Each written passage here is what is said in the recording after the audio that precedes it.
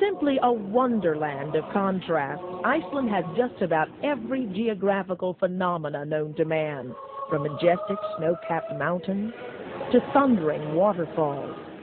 There are beautiful lakes, even deserts, and the most active volcanoes in the world. Mention the name Iceland, and many are convinced that this is a cold and barren place where not much more than glaciers roam. As you can see, that's not the case at all. But word is that more than 1,000 years ago, that's exactly what the old Viking settlers wanted people to believe, hoping to keep all of this lush, beautiful land to themselves. They thought that if they named it Iceland, it would scare people away. The ice-covered land west of here, they named Greenland, hoping people would go there instead. That old Viking plan seemed to have worked. This entire country has a population of less than 250,000 people, while the town of Poughkeepsie, New York, is larger than that. This is also a place where for months the sun never sets, as we found out at this midnight concert in downtown Reykjavik. Some say it's that midnight sun that makes most Icelanders always ready to jump up for a good party. Or fall down. In fact, we saw a lot of that one weekend in downtown Reykjavik. Under the light of the midnight sun, our cameras also captured the not-so-beautiful scenes of Iceland.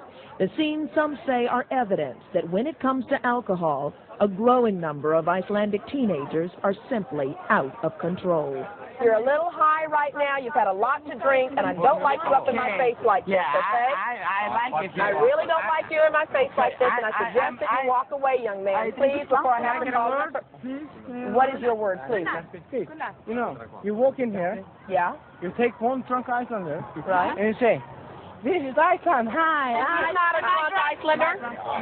Yeah, we think so. He's not a drunk Icelander. You are a drunk Icelander. I'm a drunk, yeah, okay. Okay. This typical weekend party scene on the square of downtown Reykjavik begins on Friday and will not end until Sunday night.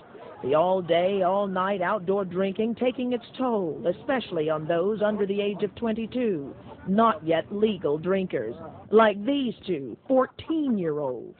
How much of that drinking is going on? Very much. Very much? Yes. Now, I saw you slipping a drink. You're 14 years old. You're supposed to be drinking. No. What, does your mom know you drink?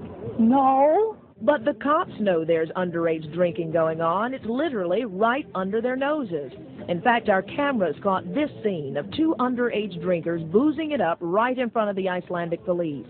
It appears that it was not until the cops noticed us that they asked the boys to put away the vodka. This is the thing I think's wrong with Iceland. Robert Elizondo, an American who has lived most of his life in Iceland, says he can relate to the kiddie drinking scene here. He says many Icelanders start drinking at an early age. The first time I got drunk, I was 11 years old. We were drinking and stuff, even though we were in class. The teachers didn't do anything. They said, hey, put that down. If you see it again, I'll throw you out. But why don't they do anything? Why don't they do anything? Because in Iceland, alcohol is just, you know, hey, if you can get it, you drink it. I flunked school because of drinking and hanging out and having fun downtown. Many of the kids we spoke with here say they drink because there's not much else to do. Some say it helps drown the depression that comes with months of darkness. Others say it kills their shyness. But few seem able to distinguish the difference between use and abuse. The word abuse of alcohol is never used because that's the way we use alcohol. We abuse it. Asta Alefsdottir is an alcohol counselor, as well as the daughter of an alcoholic herself. When you walk through downtown and you see the amount of drinking going on among teenagers, what are you as a counselor thinking? I just think about how much they're hurting, these kids. You can see it in their eyes. They're not just teenagers having fun. I mean, these are kids that are hurting very much and they need help. We are young, live fast, die young, live a good-looking corp. Many young people, like Savar Davison and his drinking buddy, Hilmar Henson, defend their revelry. You have alcoholics in your family, perhaps? Yes. You do? My mother and my father, they're both alcoholics. Savar is not alone in the types of role models he's seeing every day. So in a society where drinking, and lots of it, is socially and traditionally accepted, many here say it's simply tough for a kid to just say no. I'm very, very worried because they are so young. Anna Ingolfsdotter is the mother of 2 teenagers. It's not good for them, so young. Yeah. Do you wish the police would do more? Yes, really. And I would wish that I could go with a photograph and show them this is my girl. If you see her, send her home. Send her home. Yeah. Icelandic officials admit the number of alcoholics here is alarmingly high. With 28% of the Icelandic men headed to treatment, 11% of the women. That means almost 40% of the nation has an alcohol problem. But Iceland's midnight sun is shining light on an even more complex problem. While the country is seeing a growing number of underage drinkers, it's also seeing a growing number of underground distilleries, illegal distilleries run by bootleggers hoping to make big money, even if it's off little kids. Their illegal product, a 90-proof liquor they call around here Lundi, and officials are fearing that this form of Icelandic moonshine is helping turn their children into alcoholics, some as young as 12 years old. And they get very depressed. We have about 30% of the kids have attempted suicide here. Harvey Milkman was invited to Iceland from the United States to help set up the Tentar Alcohol Rehabilitation Center for teens. The American picture is in some way very close to the Icelandic picture, that we have multiple risk factors for these kids. This is what everybody's been drinking? No, I don't want to taste it. But isn't this illegal? Yeah. So what are you doing with it? Drink it. Police say they are doing what they can, averaging about 30 raids a month on illegal distilleries. Detective Gesser Gudmundsson is one of those on the case. He says Lampi is usually sold by teenagers in schoolyards.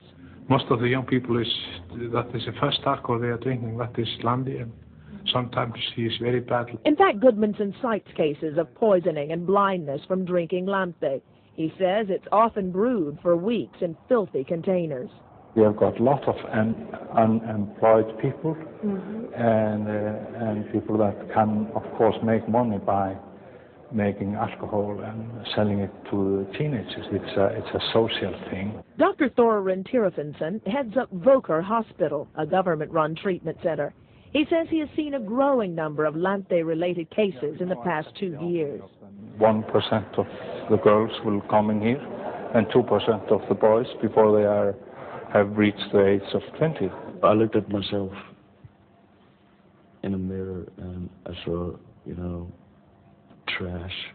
That's the way 17-year-old Sigdrika, one of Iceland's recovering teenage alcoholics, saw himself just a year ago. And for me, I got depressed a lot. I didn't care about anything. Just booze them. That's all I cared about. Before I quit using, I had no dreams. I had no goals. I didn't care. I couldn't care less if I died. But today, all of that has changed for these Icelandic boys. After months of treatment, they are among those now taking control of their lives, step by step, one day at a time. It always gets better, but it's still hard. I can look in the mirror today and smile, and I'm proud of what I'm doing, and I'm proud of what I am. Iceland is proud too, but it's the legacy being left by so many other young Icelanders that continues to concern the country now. Young people with tough decisions in this wonderland of contrasts.